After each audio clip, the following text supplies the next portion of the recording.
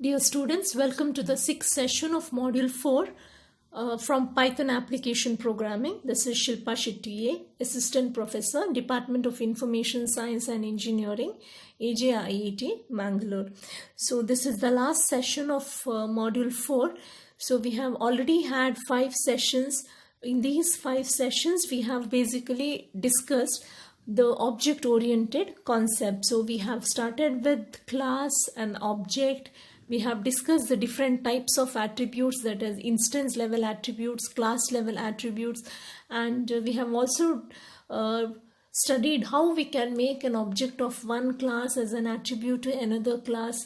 Also, we have discussed some functions related to copying, that is deep copy as well as shallow copy. We have discussed on pure functions, modifiers. Also in the earlier session, in the previous session, we have discussed the main concepts of writing object-oriented programming. That is, we have discussed about the init method, and to recall, you know that init method is similar to the constructor function in C++ or Java. So when you write a init method inside a class, the method gets invoked automatically when the object for that class is created. That means when you instantiate that class, the init method gets invoked. So in this session, we will be discussing operator overloading, and this is the last session of Module 4. So first, let's see what is operator overloading. Operator overloading is the ability of an existing operator to work on user-defined data type. The user-defined data type that we are talking about here is nothing but class. So we know that normally operators work with numeric operands or string operands, etc. For example, if you consider the addition operator, that is plus works with integers, or in general it works with numbers and sometimes even with string. But if you are able to make plus operator work with classes, then you say that the plus operator is overloaded. That means you are giving a new meaning to the plus operator so that it can work also with objects. So it is a polymorphic nature of any object-oriented programming. So we know that object-oriented programming has 3 main characteristics, that is inheritance, polymorphism and encapsulation. So when we talk about polymorphism is nothing but taking more than one form, which is exhibited in the form of operator overloading or method overloading. And in this session, we will be discussing operator overloading. So the basic operators like plus, minus, star can be overloaded. To overload an operator in Python, one need to write a method within the user-defined class in which you want to overload the operator. That means if you are going to overload the plus operator in a particular class, then you need to define a method inside that class, and that method is provided by Python. So Python provides you a special set of methods which have to be used for overloading required operator. The method should consist of the code what the programmer is willing to do with the operator. That means Python provides you the method. For example, if you want to overload plus operator, then Python provides you a method known as add. This add method has to be written in case you want to overload the plus operator. But the code inside this add method has to be defined in such a way as how you expect the plus operator to work for that class. So the definition of the code depends on you. According to your requirement, you need to define the add method. So let us see some of the operators or some of the functions that is provided by Python to overload operators. So to name a few from the table, in order to overload plus operator, we have a function called as add. And please observe the way these functions are written. It is similar to the str as well as init function. Again, str is also part of this special set of functions. As you can see, the last function here in this table is str. So to name a few here, if you have to overload the plus operator, we need to write add function. Minus operator, the plus special method provided is sub. For multiplication, it is mul. Similarly, for less than or equal to, you have le. For equal to, we have eq. For not equal to, we have ne. We have in function to check whether a particular attribute is present in a class. That is, we have the operator in. So if you have to overload that operator, then we have a method called as contains. Similarly, we have length, str, greater than, less than, division, modulus, etc. So these are the special functions that are provided by Python in order to overload any operator. So let us take an example of a point class here and see how we can overload the point class. What in the program, what we are doing is we are going to create a class called point. So this program makes use of the sqrt function. So that is written in math module. So first let us import that module. Okay, so we are going to define a class called point. So this point function, we are overloading the plus operator. So basically plus operator is used to add two numbers, but we will overload plus operator so that it can add 2 points. So when I say a point, it means both x and y coordinates, x, y point in the coordinate system. So we all know that if P1 is an object of class point and P2 is also an object of class point, then we can write P1 plus P2 only if you overload the plus operator, but otherwise you cannot use P1 plus P2, but you can write x plus y provided x and y are simple attributes or simple integers. So here let us define class point, and with respect to class point, let us define few functions. So let us see the first function here. The first method that we have defined here is the init method.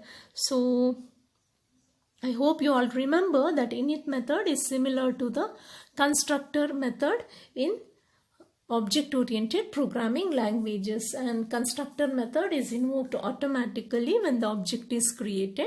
So define init self a is equal to 0, b is equal to 0. So there are 3 parameters here. The first parameter is self, and as we have already discussed, self is similar to this pointer in C++. So this pointer represents the current object or the object that has invoked this function. So self, then a and b are 2 named arguments. That means these 2 arguments a and b have their default values as 0.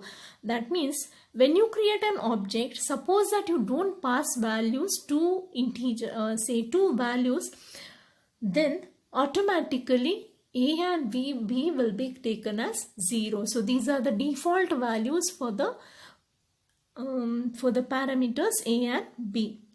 So what does a function do? So it initializes a point. So when you create a point, whatever value you pass for x and y, that is whatever value you pass, so that is copied into x and y. So we write self.x is equal to a, self.y is equal to b. That is, the current objects x and y are assigned with a and b value. So this is the init function. The next function that we have is add function, and remember, this add function is the special set of method that is provided by Python to overload the add plus operator. So define add. Again, add has to be written similar to init, that is 2 underscores before add and 2 underscores after add. So this function takes two parameters. Self represents the object that has invoked this function, and P2 represents the object that has been passed explicitly while calling this function. That means this function add, it will be invoked when there is plus in your program. That means with respect to objects, if you have written plus, then this method will be called. For example, if you have written something like P3 is equal to P1 plus P2, where P1 and P2 are two objects of the point class. So what happens here is you have used plus operator with respect to objects. At that time, this add function will be called, or the add method will be invoked. Now let us see what does this add method do. So first, add methods creates an object called P3 for the point class. So P3 is equal to point. So now just observe here. So when we have created the object P3, we have not passed any value. So when you don't pass any value, what happens is A and B values are will take the default values. That means a new point is created whose X and Y values will be 0. So you know that when the object is created, the init method is called, and init method expects two values A and B, but in this statement it is not provided. So A and B will be taken as 0. So next, the next statement, what does it do? P3.x is equal to self.x plus P2.x. That means suppose you call this, suppose that you have written P1 plus P2, then P1 is the function that is invoking the add function, or sorry, P1 is the object that is going to invoke this add function, and P2 is passed as parameter. So when you have written self.x, it means it is P1.x, and P2 is the value of the second object, that is object that is passed explicitly to this function. So what happens here is the X values of both P1 and P2 will get added up, and that will be assigned to X of P3. Similarly, P3.y is equal to self.y plus P2.y. Again, the Y values of P1 and P2 get added up, and it will be stored in P3.y. And finally, we return this object P3 that is created inside this function. So by this, so I think it's clear now. So what this function does is it adds the values of X coordinates and Y coordinates. So the next function that we have is str, and as we have already discussed, str function or str method returns the string representation of an object. So here what str function method does is return %d space %d self.x self.y. So whenever this function is called, for the current object, it returns its X and Y values. So here we return the value of X and Y for the particular point. So this is basically used when you have to use, when you have to print a point. So if you write print, say some point object, say P1, then the value of X and Y. So P1 will be the object that will be invoking this function. So self.x and self.y represent the object P1 that has invoked the function. So value of X and Y will be returned here, and that gets printed. So see the format here, written within double quote, you need to write %d %d. That is because you are returning two values here. So next part, so that is all that we have in the class. So we have defined three functions. So we have defined the init function, that is the constructor function that is invoked when the object is created. We have defined the add function. So that add function will be invoked when the program encounters plus operator with respect to objects. Also we have defined str, which returns the object representation of a that is string representation of an object. So now let us create two objects, P1 and P2. So P1 is point of 10, 20. So here in this statement, P1 is equal to point of 10, 20. So when you invoke this, P1 is the one that will be invoking the init function, and 10 and 20 will be passed as arguments to, that is, will be copied to A and B, which in turn will get copied to X and Y. Similarly, after this, an object called P2 is created. Again, the init method will be called and X and Y will be assigned 4 and 5. So next, let us print the value of 2 points P1 and P2. So print P1 is P1. So P1 is whatever you have written within double quote, that will be printed by the print function, and following that we have written P1. When you write this, the str function, str method will get invoked, and that will return the object representation of point P1, that is string representation of point P1. So P1 is 10, 20. That is X is 10, Y is 20. So here 10 and 20 will get displayed. Similarly with the next statement, we have P2 is P2. So again the str method will be invoked, and that will return 4 and 5. So the output from this line is P2 is 4, 5. So now the next statement that we have is P4 is equal to P1 plus P2. So when you write this, see that we have used the plus operator with respect to two objects. So here in this line, we have used the plus operator with respect to P1 and P2. And P1 and P2 are not numbers, but they are objects of class point. So when this statement is encountered, the add function will get invoked. And what does the add function do? It adds the value of X and Y. So P1.x will get added to P2.x, and P1.y will be added to so when you call the add function, and as you remember, then a new object called P3 will be created, and P3 will be the X and Y values of object P3 will be the sum of X values of P1, P2 and Y values of P1 and P2. That is P3.x will be P1.x plus P2.x. That is which we have written it as self.x plus P2.x, because P1 is the object that invokes the add function. So P2 is passed as a parameter. Similarly, the Y values get added up. That is Y value of P1 will get added to Y value of P2, and which in turn will be assigned to the object P3 that is created inside that function, and that object will be returned. So when P1 plus P2 is executed, object P3 is returned. So and then P3 will be copied to P4. So it's like P4 is equal to P3 now. So after the add function is called, the sum is printed here. The sum is P4. So P4 has the sum of P1 and P2. So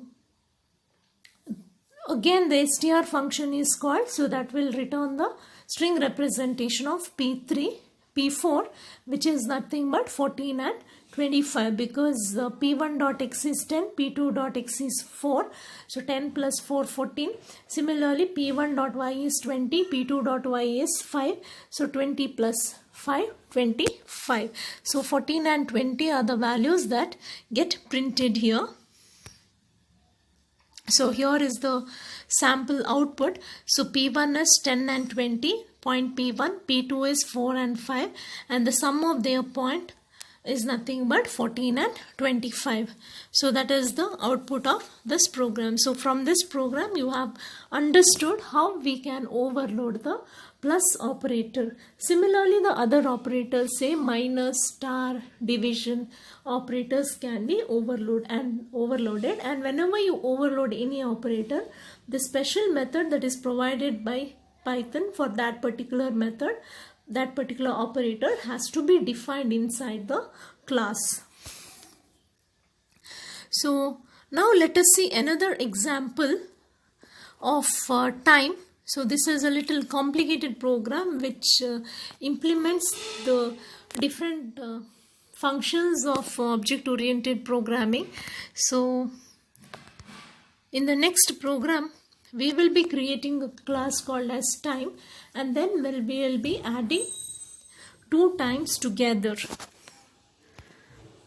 So first, let us define class time, and we will define few functions of class time here.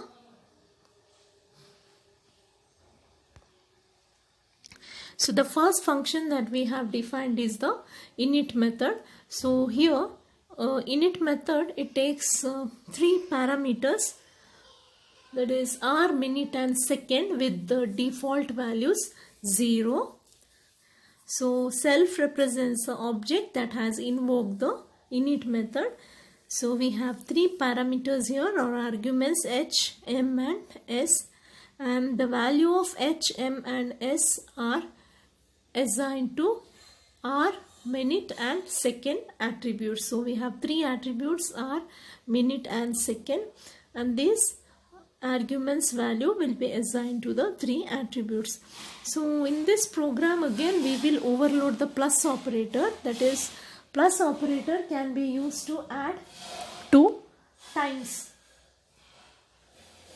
For example, we can add 2 times T1 and T2, but when you add 2 times, either it could 2 times, either it can be written as like T3 is equal to T1 plus T2, or we can also write it as T3 is equal to say T1 plus some seconds, for example T1 plus 5 seconds. So whatever time is T1, to which for that we are adding 5 seconds, something like that. Or we can also write it as T3 is equal to 5 plus 2 T1. That means first we write the number of seconds, that is the integer value, and then the object. So there are three variations of overloading add a plus operator here. So that is T1 plus T2, or T1 plus some seconds, or some seconds plus T1. So we have to define many functions here. So let us first define a function called as time to int. So what this time to int function does is, so whatever time you have given, so that time will be converted into seconds here. That means, for example, if the given time is in the form of, for example, say 1 hour, 1 minute and 1 second, then this 1 hour, 1 minute and 1 second is converted to seconds here. So what it is going to be, 1 hour is nothing but 60 minutes, and each minute is 60 seconds. So it is going to be 60 into, so if you are converting 1 hour, 1 minute and 1 second, that is 1 and 1, then 1 hour can be, 1 hour is nothing but 60 minutes, and 1 minute is 60 seconds. So it is 60 into 60, so that will give you the value 3600. I hope it's little clear. Then that 1 minute is again 60 seconds plus the 1 second. So the total number of seconds will be 3600 plus 60 plus 1, which is equal to 3661. So this is what this function does here, time to int. So whatever time object you pass, so it will be in the form of hour, minute and second, and that gets converted into seconds. So how that conversion takes place? So minute is nothing but hour into 60. So whatever hour value you have, that will be multiplied by 60 plus the actual minute value. That means, for example, if you take 1 hour, so 1 hour into 60, so that is 60 minutes plus self dot minute. So 60 plus 1 minute we have taken here. So 60 plus 1, total 61 minutes. So again seconds is 61 into 60. So plus self dot second. So this is the other way they have taken here. So the first all the hour and minute total minutes is found out, to which from which you will find the total number of seconds and add it with the actual seconds. So that will give you the total number of seconds. So that is what this function do. So time to int converts the value from time to seconds, number of seconds. So that is the function time to int. Next function that we have is into time. This function takes two parameters. The first parameter is self, which indicates the or which represents the object that has invoked this function, and the second parameter is second. So this is nothing but the value of time in integer. Now the purpose of this function is whatever value of time that the input in the form of integer, it has to be converted to the format of time, that is in hours, minutes and seconds. That means this function is exactly the reverse of the previous function, time to int. The previous function would take time in hours, minutes and seconds, and it would convert it into corresponding integer value in the form of total number of seconds. Whereas this function takes the seconds value and it converts into hours, minutes and seconds. So now let us see how this function works. First, in this function we are going to create an object called t of the time class. So once we create the object, that means in this object we will store the hour, minute and second value. So that means this is the object that will be returned as answer from this method. So let us see the next step. So in the next step we see that there are two attributes along the left hand side, that is minutes and t dot second, and this is equal to a function is being called here, which is nothing but divide mod of seconds comma 60. So now this divide mod function is a built-in function that is provided by Python, and this function performs the division and returns both the quotient as well as the remainder. So the quotient will be stored in the first attribute along the left side, and the remainder will be stored in the second attribute along the left hand side. That means if you take a look at this first divide mod call here, minutes comma t dot second is equal to div mod of seconds comma 60. That means seconds value will be divided by 60 and the quotient will be stored in minutes. I told you quotient will be stored in the first argument, that is first variable, and the remainder that we obtain from division will be stored in t dot second as it is the second variable. Similarly, in the next step again the divide mod function is called. This time the minutes value, so how did we obtain minutes value? That is the quotient from the previous step, that is again divided with 60, and again the quotient will be stored in t dot r and the remainder will be stored in t dot minute. So by the end of these two steps we see that t dot r, t dot minute and t dot second, all these attributes have values, and finally we will return the object t. So now let us take an example to discuss how this function works. So let us take a value here. So let's take that we have this, let us take the seconds value as this, we will take it as 3, 6, 6, 1. So this is the seconds value. Let us go to the second line of the function. What it does, it divides seconds value by 60. So 60 is divided, and when this division is performed we know that the quotient obtained is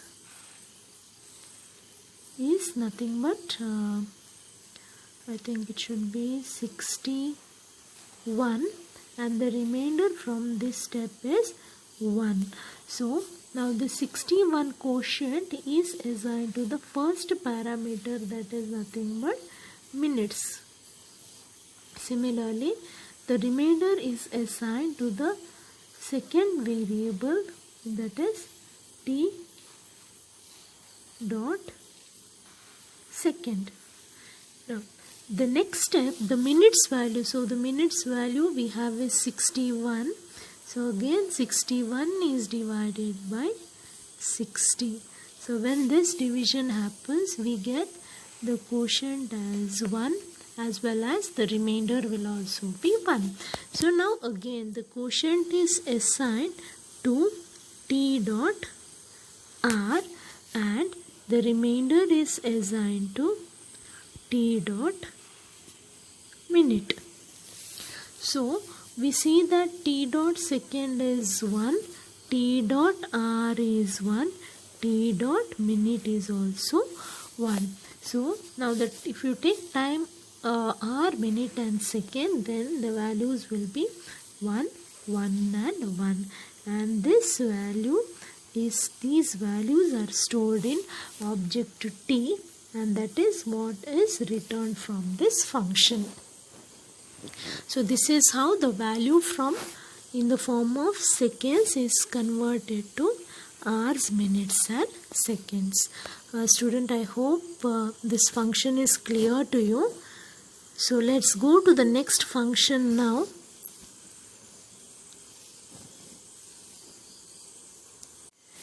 The next function that we have is function str, and we have already discussed str function is a special function provided by Python.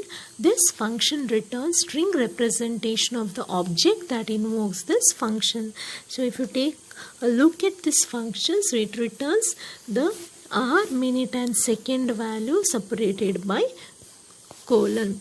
So the value returned is of the value of a time object in the form hour, minute and second. So this is the function that we have. The next function that we have here is equal function. Now this equal function is again a special function that is provided by Python. This function will be invoked whenever we find that the equal to operator has been overloaded. So whenever we have overloaded equal to, basically we will overload equal to operator when we want to compare the values of two objects.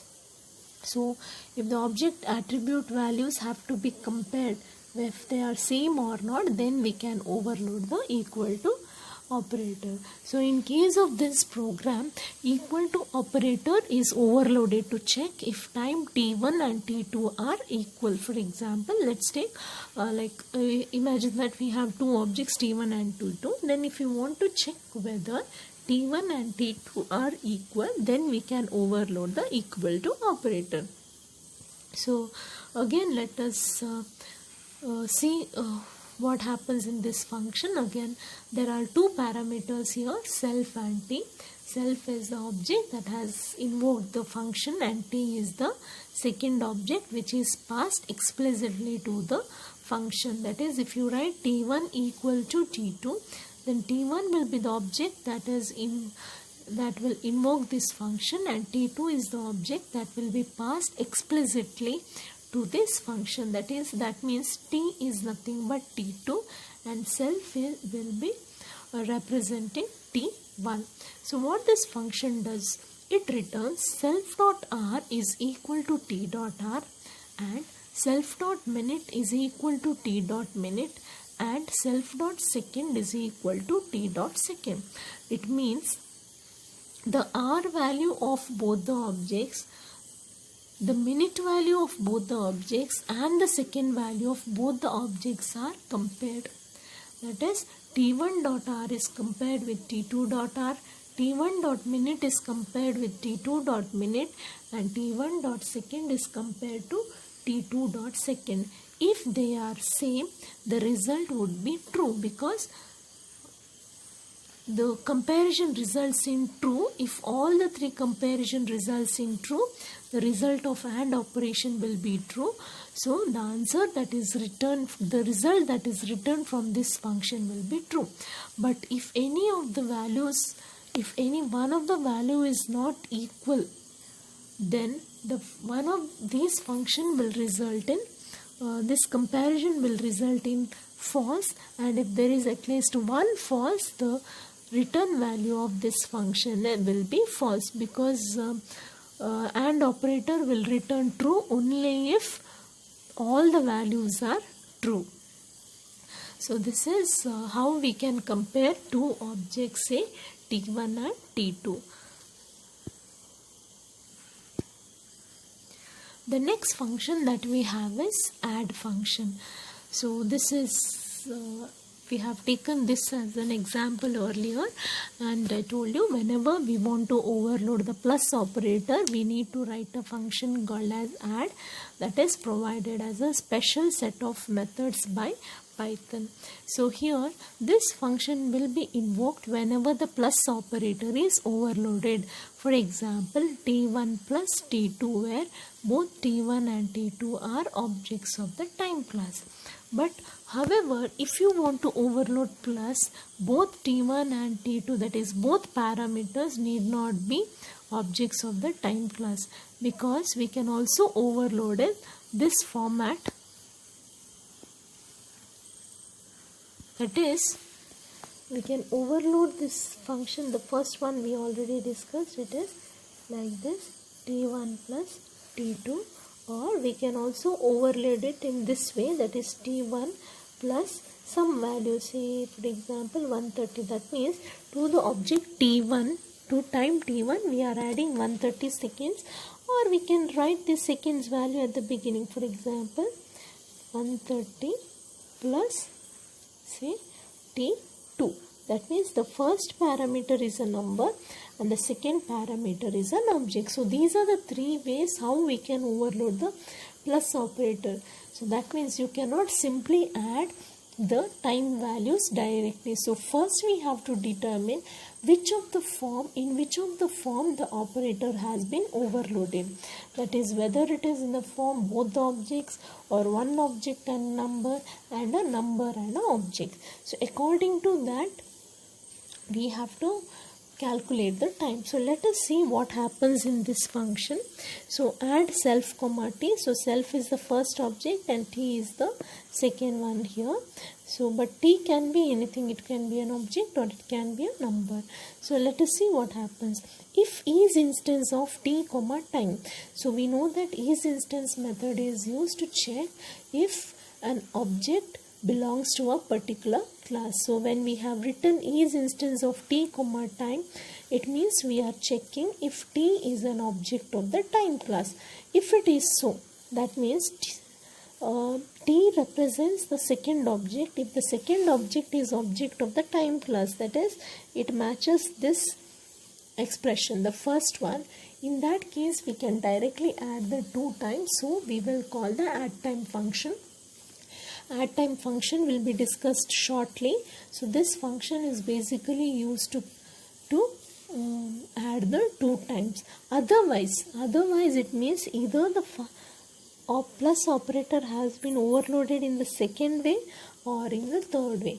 In both these cases, we are calling a function called as increment. So this is what happens. I hope this is clear. So if both T1 and T2 are objects, then out of these three expressions, first expression will be merged. In that case, we will call the add time function. If the is instance returns false, it means it is either second case or the third case. That means the second one is not an object of the time class. So in such a case, we will call the increment method. So now let us discuss the next function. The next function that we are discussing is add time. So add time function will be invoked if the expression is of the form T1 plus T2. So what this function does is seconds is equal to self dot time to int plus t dot time to int. So this is clear to you. Self represents the first object, t represents the second object, because first object is the one that is invoking the function, so it will be called as self. The second object is passed explicitly, so that parameter is t here.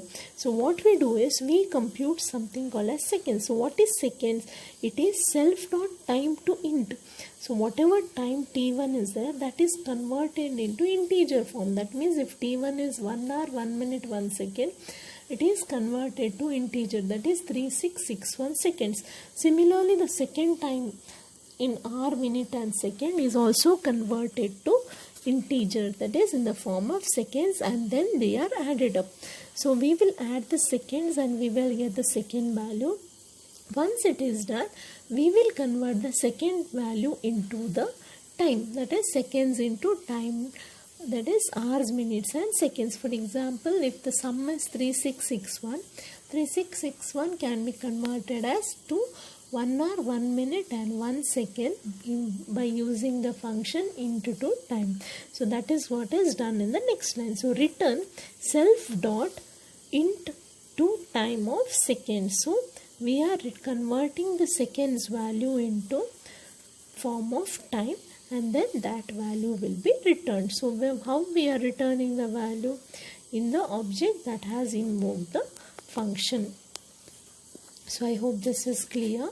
So the seconds value will be converted, the time value will be converted into seconds. That seconds are added up, and again the sum of what that you obtain is again converted into the form hour, minute and second, and that is returned from the function. So that is about add time function.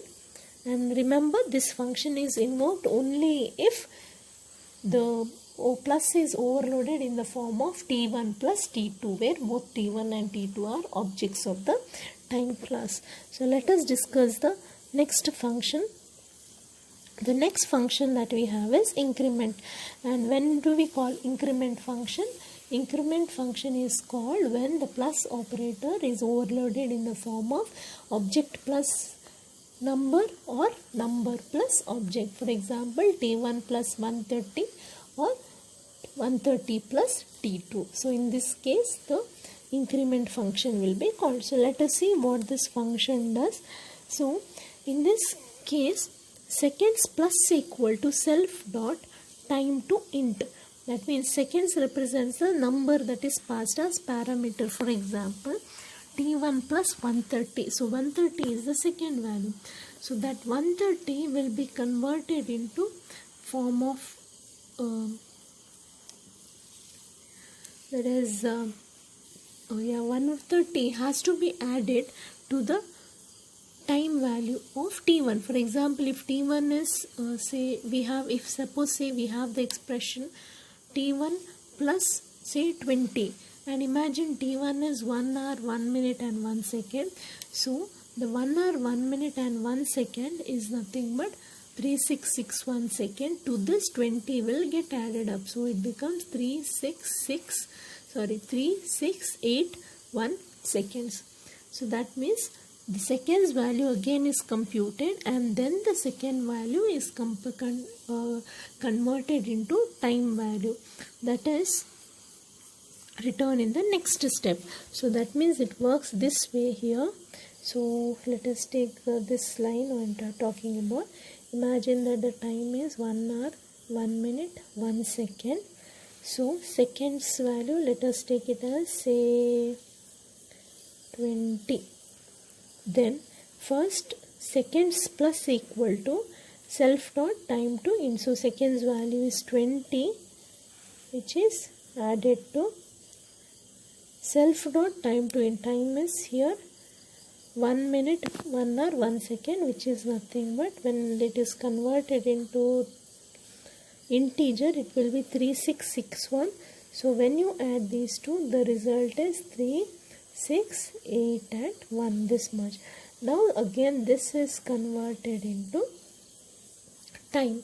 So 3681 will be actually it's going to be 1 hour, 1 minute and 21 seconds. So this is the result that we get here. That means to the time we are adding a integer here. So this is what the increment function does. So that is the difference between the two functions. previous function, both are converted into seconds, they are added up, later they are converted into time, whereas in this function one of the parameter is converted into seconds, that is whichever is in the form of object is converted into seconds, and then it is added to the value that is passed as, that is integer value that is passed as parameter. So once it is added, again it is converted back into the format of time. So this is about the increment function. So now let us look at the next part of the program. So now here we see one more function, that is our ADD, that is this is used to allow right hand side addition. That means, so as I told you, the second and third possibility, third way of overloading the add function is, plus function is like this. Either we can overload this way, that is t1 plus some number, say 20, or we can also overload it as 20 plus say t1. So the previous function increment, that works fine for this case, whereas for this case the function will not work clearly, because the second one, that function, increment function, is expecting the second value to be an value in the form of seconds, but in this case the first one is a second value, the second one is object. So what happens when plus operator, this entire line executes, the add function will get invoked, and that is instance function will return true, but it will give you an error because both t1 and t2 are not objects. So if you want the numerical value, that is seconds value, to be maybe like, if you expect it to be present either in left side, or that is along the left side of the operator, or in the right side of the operator, then we have to define a new function called as RADD. That means whether the numeric value is present in the left side or in the right side, in both cases the increment function should be invoked. So we define this function. So that means in order for this statement to work, we need to define this RADD function. So what does this function do? So this function again calls the add function. So I hope it is clear. The previous increment function will get executed properly only if the second parameter is a number, whereas if the first one is a number, then that function will give you an error. So if you do not want that error to occur, that means if you want the first, if you would like the first parameter to be a number and the second one to be an object, then we need to define this RADD function, that is to allow the right side addition. So this is the next function that we have defined here. So let us check out the next function. So now in the next part we are creating two objects for the time class, that is t1 and t2, and time t1 is 3 hours 40 minutes, and we see that the second value is not passed here, but second has a default value 0. So the second value for time t1 will be taken as 0, whereas hour and minute will be 30 and 40 respectively. Similarly, the second object that is created as t2, again here also we are passing only hour and minute, and second value is not passed. Again it takes the default value. So the time t2 will be 5 hours 45 minutes and 0 seconds. So these are the two objects that we create, t1 and t2. So next let us display the value of t1 and t2. So print time t1 is t1. So when you try to print an object, the str function will be invoked, str method will be invoked, and that will return the string representation of the object, which is in the form of hour :minute :second. So the output that is printed from this line is 3:40:0. Similarly, we will try to print the value of T2, and so now the output from the second statement will be 5 hour 45 minutes. So the next statement that we are executing is time T1 same as T2. So then we have written T1 equal to T2. So that means here we have overloaded the equal to operator. So with respect to object T1 and T2. So T1 will be the one that will invoke the EQ function here, and T2 will be passed as explicitly as an argument, explicit parameter. So in this function, as we discussed already, the values of attributes of T1 and T2 are compared.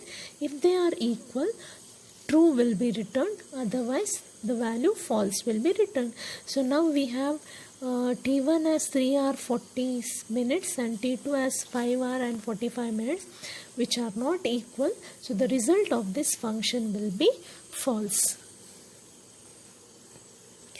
So the next statement we have is T3 is equal to T1 plus T2. So again the plus operator here is overloaded. So when this statement is executed, so as we discussed, T1 will invoke the add function and T2 will be passed as parameter, and because both T1 and T2 are objects, what happens is instance function from the add function will return true. So in that case add time function will be invoked. So as we discussed, the time is converted into seconds and then get added up, and then the result sum is again converted back to time, and that time value will be returned here. That will be stored in T3. So now T3 is nothing but T1 plus T2. So it will be 8 hours and it's going to be 40 plus 45 minutes will get added up, that is 85 minutes, which is nothing but 1 hour and 25 minutes. So the final result will be 9 hour and 25 minutes. So that is nothing but time T3. So the next we will print the value of time T3. So time T1 plus T2 is T3. Again, whenever we print any object, the STR function will be invoked, and that will display the time in hour, minutes and seconds. Next we have T4 is equal to T1 plus 75. So in this case again the plus operator is overloaded, but this time the second parameter is not a object but instead it's a number. So in this case, when the add function is invoked, the first function, that is instance, returns false. So in the else part we are calling the increment function. So the increment function will be called here. So what the increment function does is it converts T1 time to in the form of seconds, and then it gets added up to with 75, and the sum is again converted into a number into time, and that value will be returned. So we have already discussed this. So in this case the increment function will be invoked. So the result will be in T4, and later we will display the value of T4, that is time T1 plus 75 is equal to T4.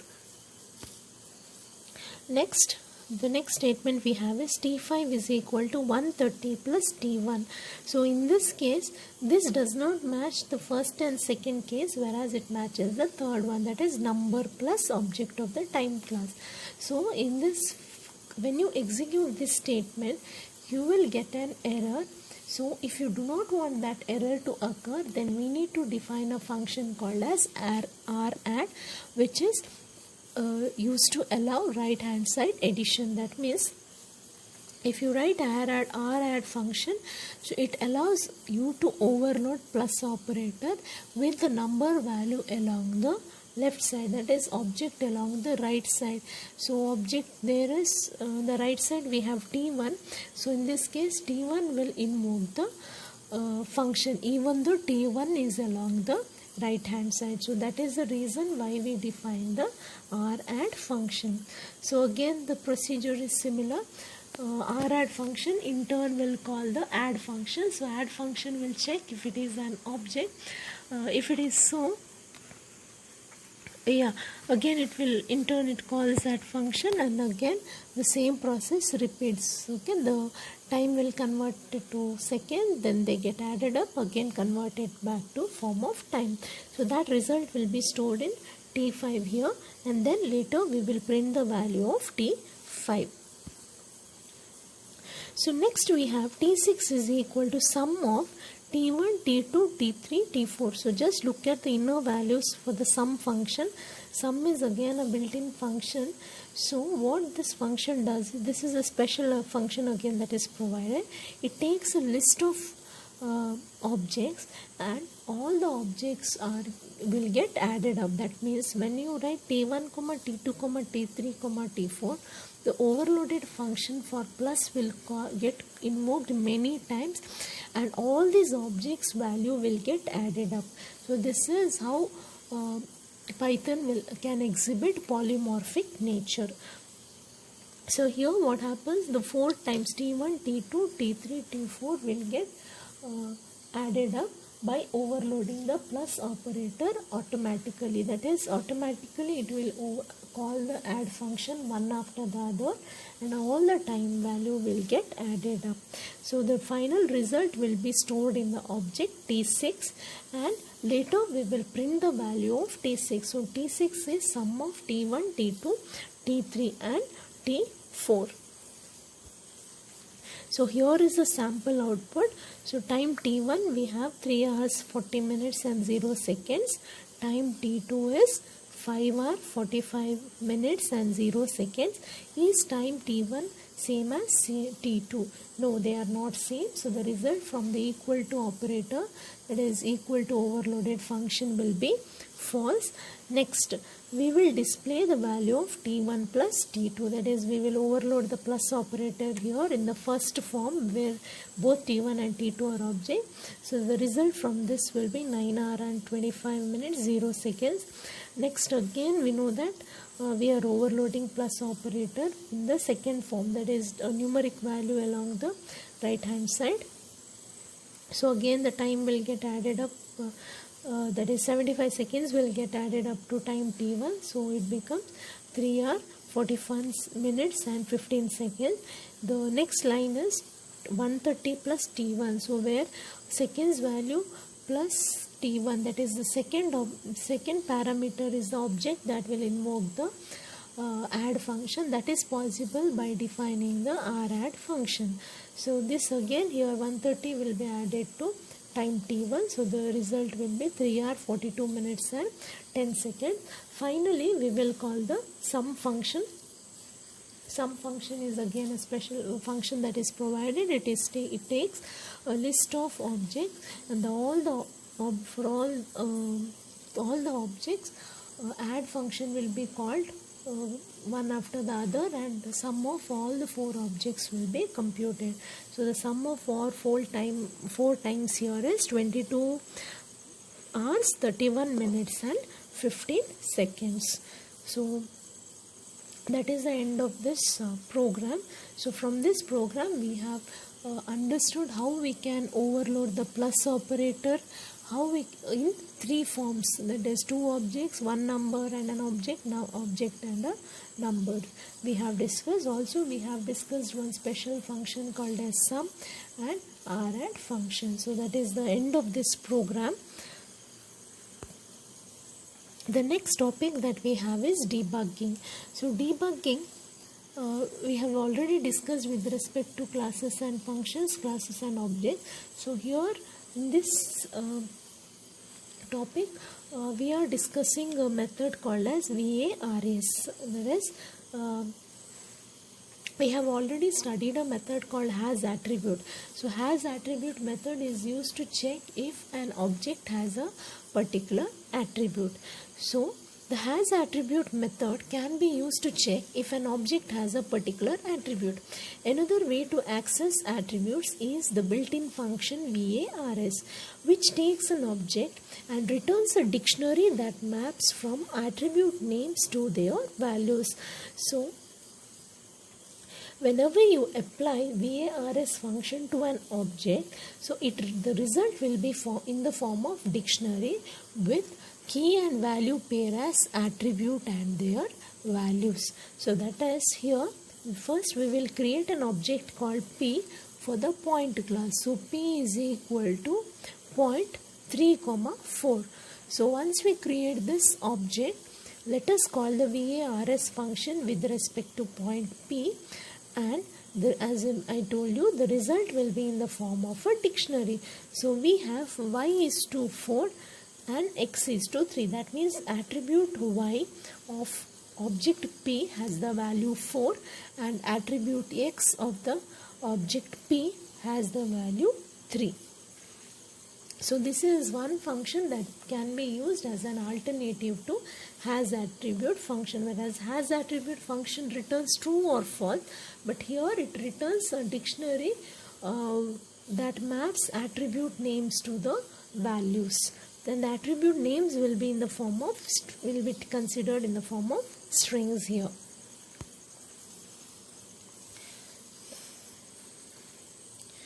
So whenever we want to debug, we can keep this function handy. For example, let us take we have defined a function called as print attribute. So this function is used to print the attribute value of a particular object for attr in varies of object. That is the next for line is part of the print attribute function. The indentation is missing here, please make a note. So in this function, in this for loop, we are invoking the VARS function for the object obj, and for each attribute we are going to print the attribute as well as the